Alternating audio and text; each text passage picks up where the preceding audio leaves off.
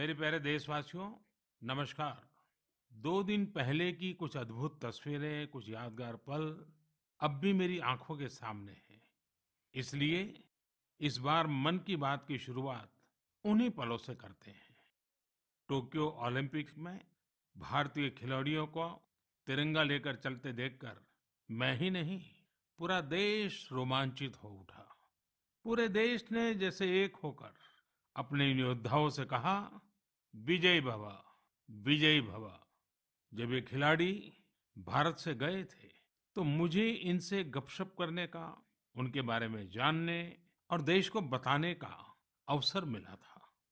ये खिलाड़ी जीवन की अनेक चुनौतियों को पार करते हुए यहाँ पहुंचे हैं।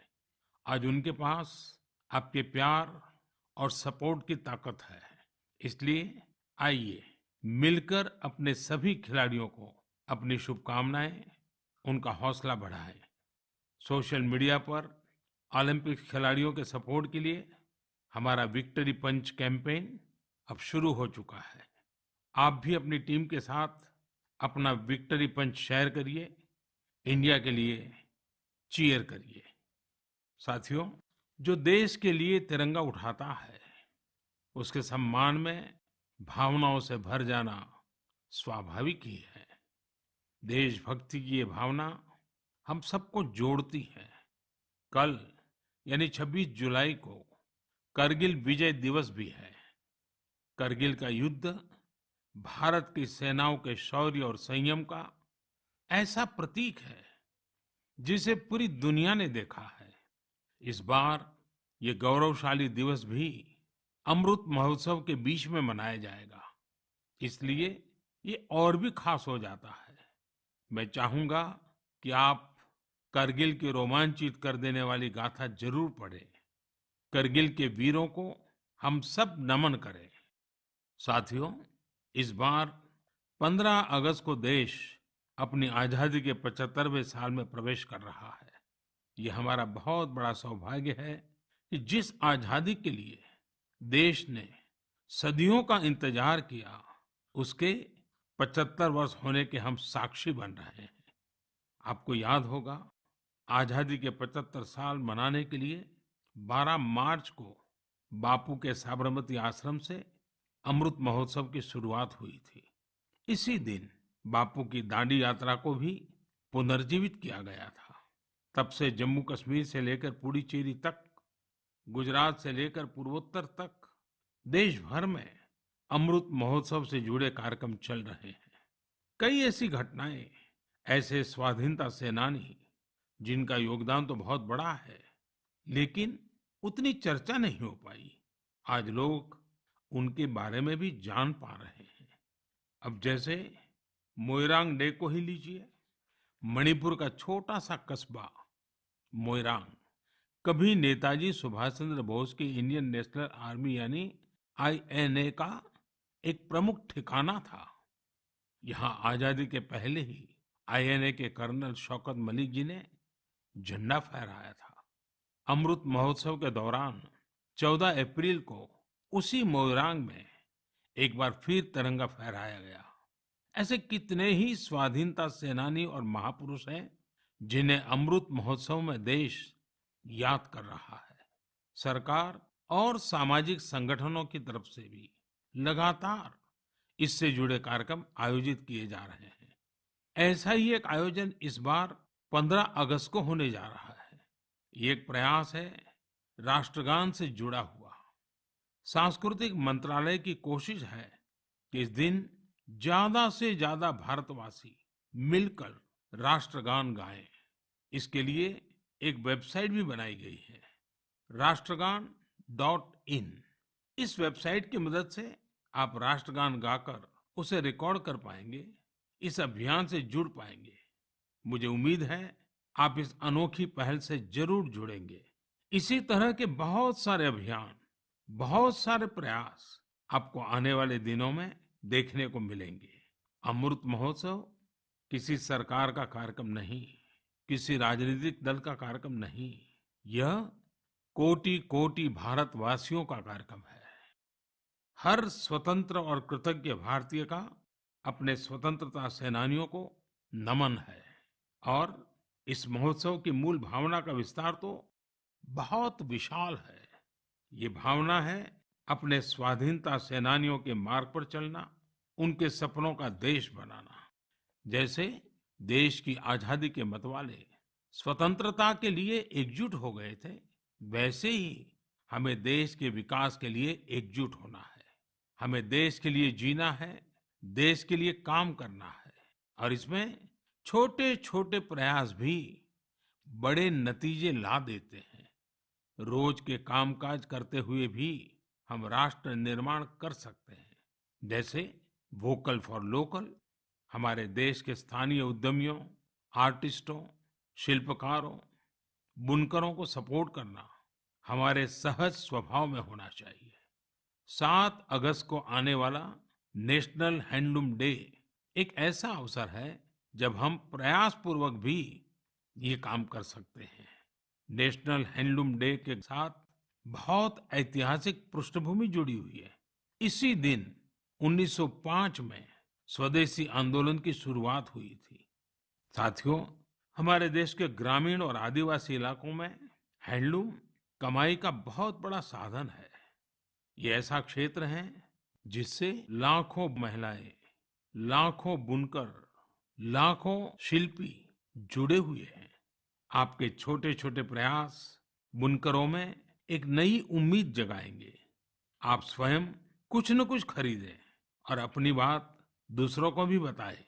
और जब हम आजादी के 75 साल मना रहे हैं, तब तो इतना करना हमारी जिम्मेवारी बनती ही है भाइयों। आपने देखा होगा, साल 2014 के बाद से ही मन की बात में हम अक्सर खादी की बात करते हैं। ये आपका ही प्रयास है कि आज देश में खादी की बिक्री कई गुना बढ़ गई है। क्या कोई सोच सकता था कि खादी के किसी स्टोर से एक दिन में 1 करोड़ रुपए से अधिक की बिक्री हो सकती है? लेकिन आपने ये भी कर दिखाया है। आप जब भी कहीं पर खादी का कुछ खरीदते हैं, तो इसका लाभ हमारे गरीब बुनकर भाइयों बहनों को ही होता है। इसलिए खादी खरीदना एक तरह से जन सेवा भी है, देश सेवा भी है। मेरा आपसे आग्रह है कि आप सभी मेरे प्यारे भाइयों बहनों, ग्रामीण इलाकों में बन रहे हैंडलूम प्रोडक्ट्स जरूर खरीदें और उसे hashtag my handloom my pride के साथ शेयर करें। साथियों, बात जब आजादी के आंदोलन और खादी की हो, तो पूज्य बापू का स्मरण होना स्वाभाविक है। जैसे बापू के नेतृत्व में भारत छोड़ो आंदोलन चला था, वैसे ही आज हर देशवासी को भारत जोड़ो आंदोलन का नेतृत्व करना है।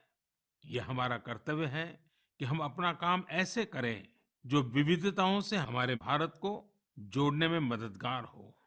तो आइए हम अमृत महोत्सव को ये अमृत संकल्प लें कि देश ही हमारी सबसे बड़ी आस्था, सबसे बड़ी प्राथमिकता बना रहेगा।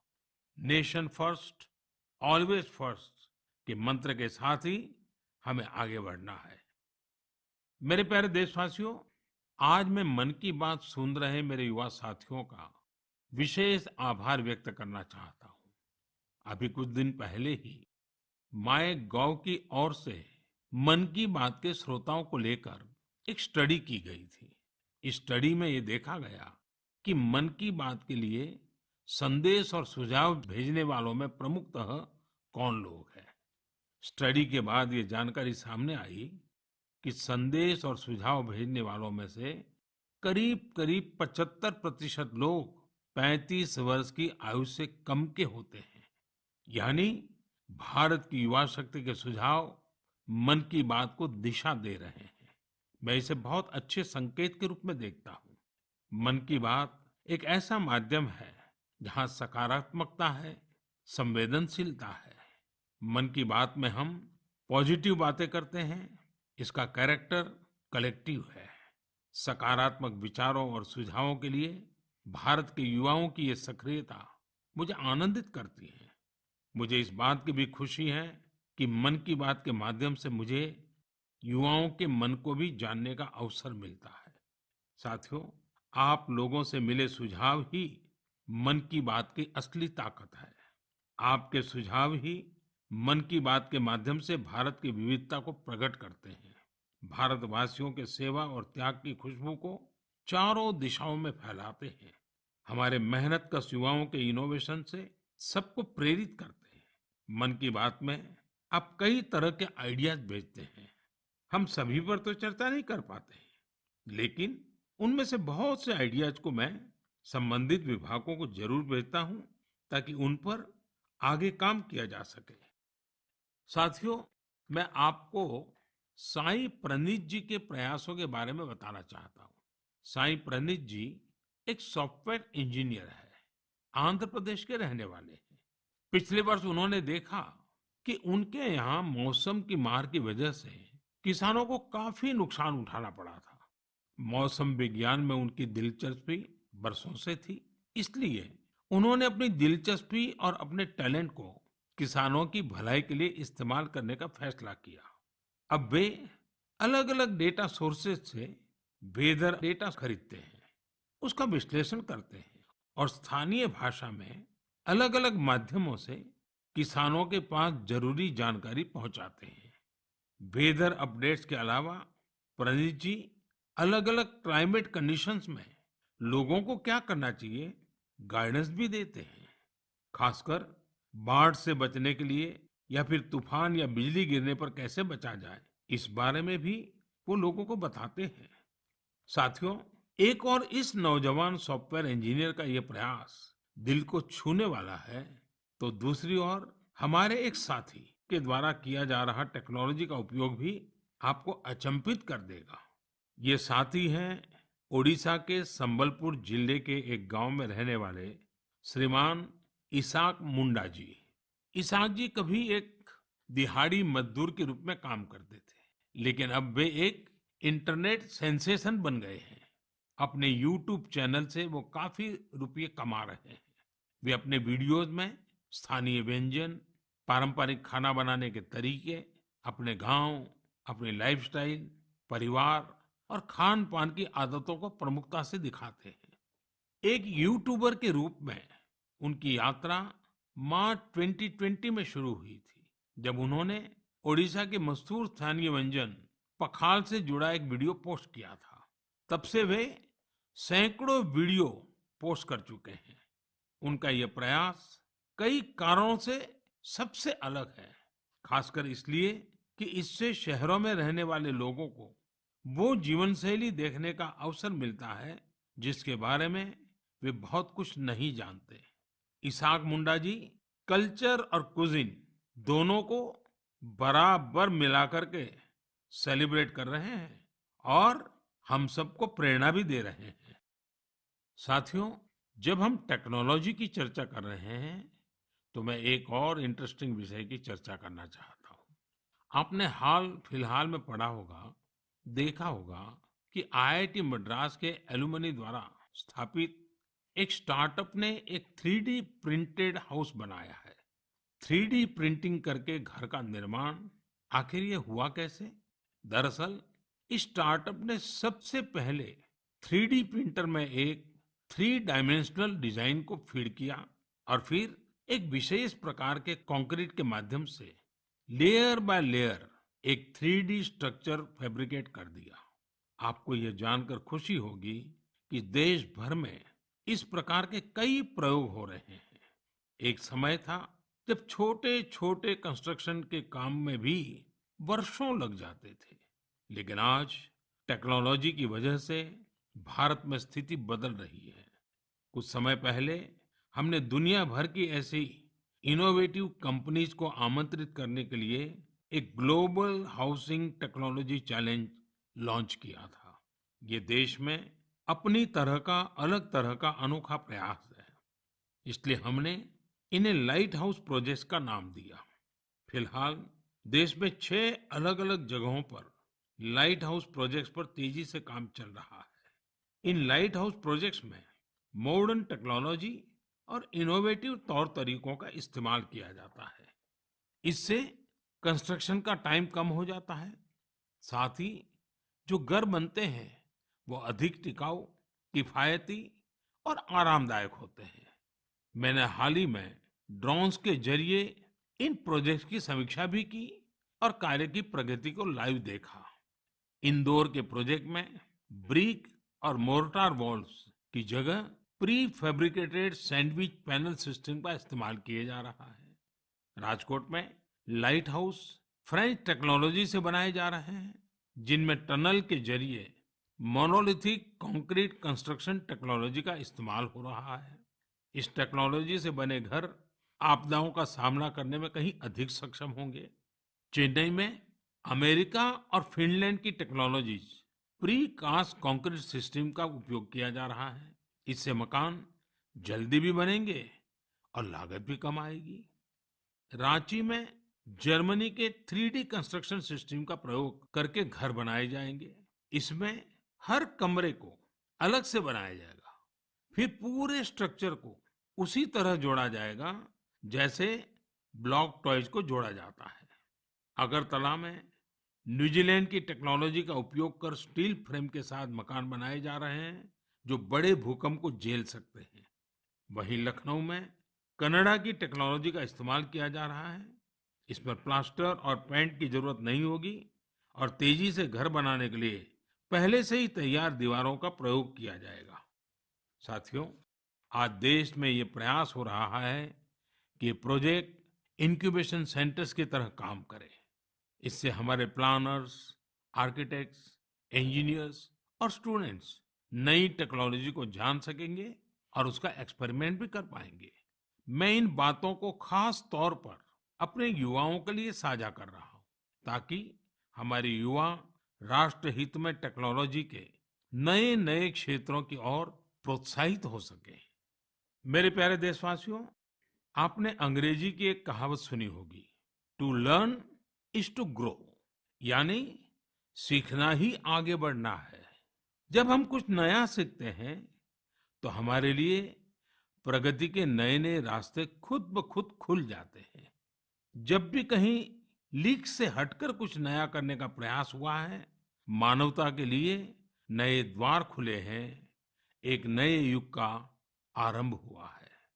और आपने देखा होगा, जब कहीं कुछ नया होता है तो उसका परिणाम हर किसी को आश्चर्यचकित कर देता है।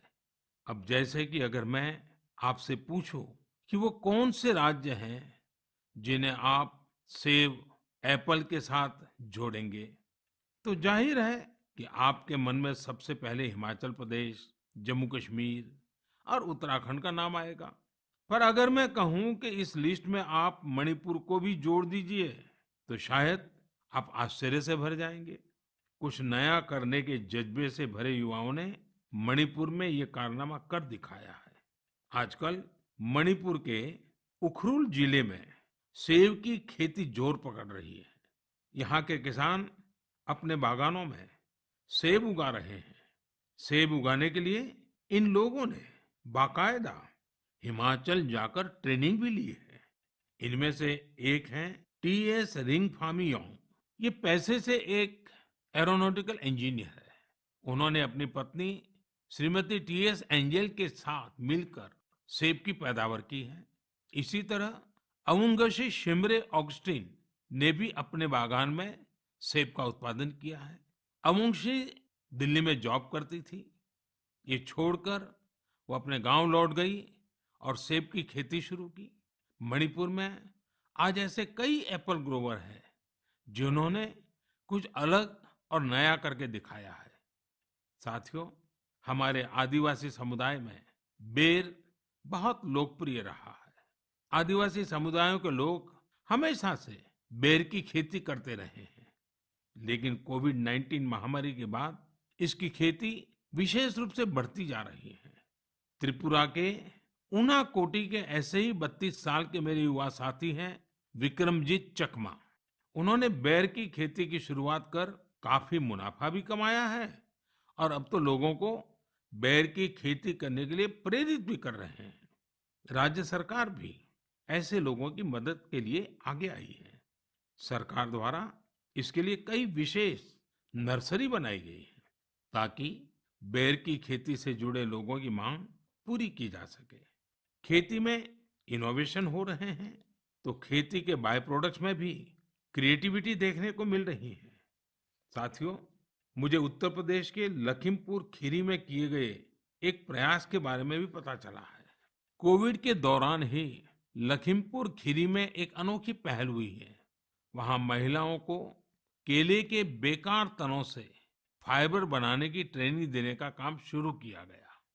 वेस्ट में से बेस्ट करने का मार्ग। केले के तने को काटकर मशीन की मदद से बनाना फाइबर तैयार किया जाता है, जो जूट या सन की तरह होता है। इस फाइबर से हैंडबैग, चटाई, दरी, कितनी ही चीजें बनाई जाती हैं। इससे एक तो फसल के कचरे का इस्तेमाल शुरू हो गया, वहीं दूसरी तरफ गांव में रहने वाली हमारी बहनों बेटियों को आय का एक और साधन मिल गया।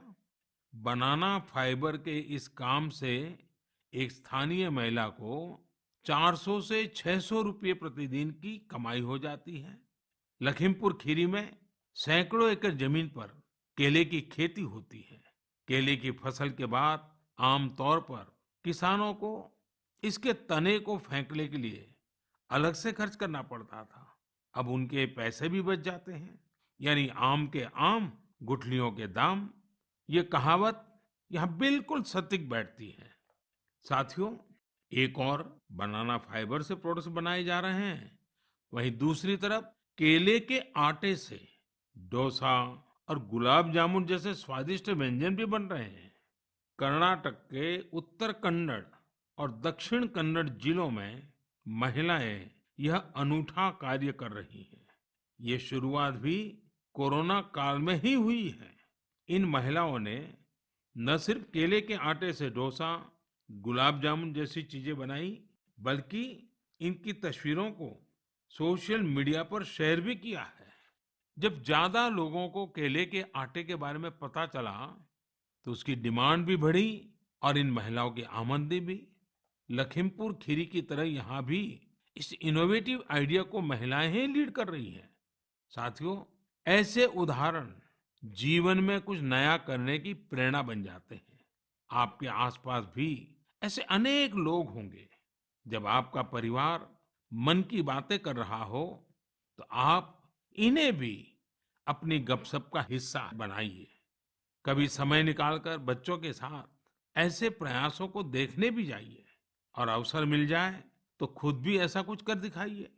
और हाँ, यह सब आप मेरे साथ नमो ऐप या माई गॉव पर साझा करेंगे तो मुझे और अच्छा लगेगा। मेरे प्यारे देशवासियों, हमारे संस्कृत ग्रंथों में एक श्लोक है, आत्मार्थम जीवलोके अस्मिन् को न जीवति ही मानवः परम परोपकार्थम यो जीवति स जीवति। अर्थात अपने लिए तो संसार में हर कोई जीता है, लेकिन वास्तव में वही व्यक्ति जीता है जो परोपकार के लिए जीता है। भारत माँ के बेटे बेटियों के परोपकारिक प्रयासों की बातें, यही तो मन की बात है। आज भी ऐसे ही कुछ और साथियों के बारे में हम बात करते हैं। एक साथी चंडीगढ़ शहर के हैं। चंडीगढ़ में मैं भी कुछ वर्षों तक रह चुका हूँ। यह बहुत खुशमिजाज और खूबसूरत शहर है। यहाँ रहने वाले लोग भी दिलदार हैं। और हाँ, अगर आप खाने के शौकीन हो तो यहाँ आपको और आनंद आएगा। इसी चंडीगढ़ के सेक्टर 29 में संजय राणा जी फूड स्टॉल चलाते हैं और साइकिल पर छोले भटूरे बेचते हैं। एक दिन उनकी बेटी रिद्धिमा और भतीजी रिया एक आइडिया के साथ उनके पास आई। दोनों ने उनसे कोविड वैक्सीन लगवाने वालों को फ्री में छोले भटूरे खिलाने को कहा। वे इसके लिए खुशी खुशी तैयार हो गए। उन्होंने तुरंत ये अच्छा और नेक प्रयास शुरू भी कर दिया। संजय राणा जी के छोले भटूरे मुफ्त में खाने के लिए आपको दिखाने पड़ेगा कि आपने उसी दिन वैक्सीन लगवाई है। वैक्सीन का मैसेज दिखाते ही वे आपको स्वादिष्ट छोले भटूरे दे देंगे। कहते हैं, समाज की भलाई के काम के लिए पैसे से ज्यादा सेवा भाव, कर्तव्य भाव की ज्यादा आवश्यकता होती है। हमारे संजय भाई इसी को सही साबित कर रहे हैं। साथियों, ऐसे ही एक और काम की चर्चा आज करना चाहूंगा। ये काम हो रहा है तमिलनाडु के नीलगिरी में। वहां राधिका शास्त्री जी ने एम्बुरेक्स प्रोजेक्ट की शुरुआत की है। इस प्रोजेक्ट का मकसद है पहाड़ी इलाकों में मरीजों को इलाज के लिए आसान ट्रांसपोर्ट उपलब्ध कराना। राधिका कुन्नूर में एक कैफे चलाती है। उन्होंने अपने कैफे के साथियों से एम्बुरेक्स के लिए फंड जुटाया। नीलगिरी पहाड़ियों पर आज 6 एम्बुरेक्स सेवारत हैं और दूर दराज के हिस्सों में इमरजेंसी के समय मरीजों के काम आ रही है। एम्बुरेक्स में stretcher, oxygen cylinder, first aid box जैसी कई चीजों की व्यवस्था है। साथियों, संजय जी हो या राधिका जी, इनके उदाहरणों से पता चलता है कि हम अपना कार्य, अपना व्यवसाय, नौकरी करते करते भी सेवा के कार्य कर सकते हैं। साथियों, कुछ दिन पहले एक बहुत ही इंटरेस्टिंग और बहुत ही इमोशनल इवेंट हुआ, जिससे भारत जॉर्जिया मैत्री को नई मजबूती मिली। इस समारोह में भारत ने सेंट क्वीन केटेवान के होली रेलिक यानी उनके पवित्र स्मृति चिन्ह को जॉर्जिया की सरकार और वहां की जनता को सौंपा। इसके लिए हमारे विदेश मंत्री स्वयं वहां गए थे। बहुत ही भावुक माहौल में हुए इस समारोह में जॉर्जिया के राष्ट्रपति, प्रधानमंत्री, अनेक धर्मगुरु और बड़ी संख्या में जॉर्जिया के लोग उपस्थित थे। इस कार्यक्रम में भारत की प्रशंसा में जो शब्द कहे गए वो बहुत ही यादगार है। इस एक समारोह ने दोनों देशों के साथ ही गोवा और जॉर्जिया के बीच के संबंधों को भी और प्रगाढ़ कर दिया है। ऐसा इसलिए क्योंकि सेंट क्वीन केटेवान के ये पवित्र अवशेष 2005 में गोवा के सेंट ऑगस्टिन चर्च से मिले थे। साथियों, आपके मन में सवाल होगा कि ये सब क्या है, ये कब और कैसे हुआ। दरअसल ये आज से 400-500 साल पहले की बात है। क्वीन केटेवान जॉर्जिया के राजपरिवार की बेटी थी। 10 साल के कारावास के बाद 1624 में वो शहीद हो गई थी। एक प्राचीन पुर्तगाली दस्तावेज के मुताबिक सेंट क्वीन केटेवान की अस्थियों को ओल्ड गोवा के सेंट ऑगस्टिनियन कॉन्वेंट पे रखा गया था। लेकिन लंबे समय तक यह माना जाता रहा कि गोवा में दफनाए गए उनके अवशेष 1930 के भूकंप में गायब हो गए थे। भारत सरकार और जॉर्जिया के इतिहासकारों, रिसर्चर्स, आर्कियोलॉजिस्ट और जॉर्जियन चर्च के दशकों के अथक प्रयासों के बाद 2005 में उन पवित्र अवशेषों को खोजने में सफलता मिली थी। यह विषय जॉर्जिया के लोगों के लिए बहुत ही भावनात्मक है। इसलिए उनके हिस्टोरिकल, रिलीजियस और स्पिरिचुअल सेंटिमेंट्स को ध्यान में रखते हुए भारत सरकार ने इन अवशेषों का एक अंश जॉर्जिया के लोगों को भेंट में देने का निर्णय लिया। भारत और जॉर्जिया के साझे इतिहास के इस अनूठे पक्ष को संजोए रखने के लिए मैं आज गोवा के लोगों को हृदय से धन्यवाद देना चाहूंगा। गोवा कई महान आध्यात्मिक धरोहरों की भूमि रही है। सेंट ऑगस्टिन चर्च यूनेस्को की world heritage site, churches and convents of Goa का एक हिस्सा है। मेरे प्यारे देशवासियों, जॉर्जिया से अब मैं आपको सीधे सिंगापुर लेकर चलता हूं, जहां इस महीने की शुरुआत में एक और गौरवशाली अवसर सामने आया। सिंगापुर के प्रधानमंत्री और मेरे मित्र ली सेन लुंग ने हाल ही में रिनोवेट किए गए सिलाट रोड गुरुद्वारा का उद्घाटन किया। उन्होंने पारंपरिक सिख पगड़ी भी पहनी थी। यह गुरुद्वारा लगभग 100 साल पहले बना था और यहाँ भाई महाराज सिंह को समर्पित एक स्मारक भी है। भाई महाराज सिंह जी ने भारत की स्वतंत्रता के लिए लड़ाई लड़ी थी और ये पल आजादी के 75 साल मना रहे हैं तब और अधिक प्रेरक बन जाता है। दो देशों के बीच पीपल टू पीपल कनेक्ट, उसे मजबूती ऐसी ही बातों, ऐसे ही प्रयासों से मिलती है। इनसे यह भी पता चलता है कि सौहार्दपूर्ण माहौल में रहने और एक दूसरे की संस्कृति को समझने का कितना महत्व है। मेरे प्यारे देशवासियों, आज मन की बात में हमने अनेक विषयों की चर्चा की। एक और विषय है जो मेरे दिल के बहुत करीब है। ये विषय है जल संरक्षण का। मेरा बचपन जहाँ गुजरा, वहाँ पानी की हमेशा से किल्लत रहती थी। हम लोग बारिश के लिए तरसते थे और इसलिए पानी की एक एक बूंद बचाना हमारे संस्कारों का हिस्सा रहा है। अब जनभागीदारी से जल संरक्षण, इस मंत्र ने वहाँ की तस्वीर बदल दी है। पानी की एक एक बूंद को बचाना, पानी की किसी भी प्रकार की बर्बादी को रोकना, ये हमारी जीवन शैली का एक सहज हिस्सा बन जाना चाहिए। हमारे परिवारों की ऐसी परंपरा बन जानी चाहिए जिससे हर एक सदस्य को गर्व हो। साथियों, प्रकृति और पर्यावरण की रक्षा भारत के सांस्कृतिक जीवन में, हमारे दैनिक जीवन में रचा बसा हुआ है। वहीं बारिश और मानसून हमेशा से हमारे विचारों, हमारी फिलॉसफी और हमारी सभ्यता को आकार देते आए हैं। ऋतु संहार और मेघदूत में महाकवि कालिदास ने वर्षा को लेकर बहुत ही सुंदर वर्णन किया है। साहित्य प्रेमियों के बीच ये कविताएं आज भी बेहद लोकप्रिय हैं। ऋग्वेद के पर्जन्य सूक्तम में भी वर्षा के सौंदर्य का खूबसूरती से वर्णन है।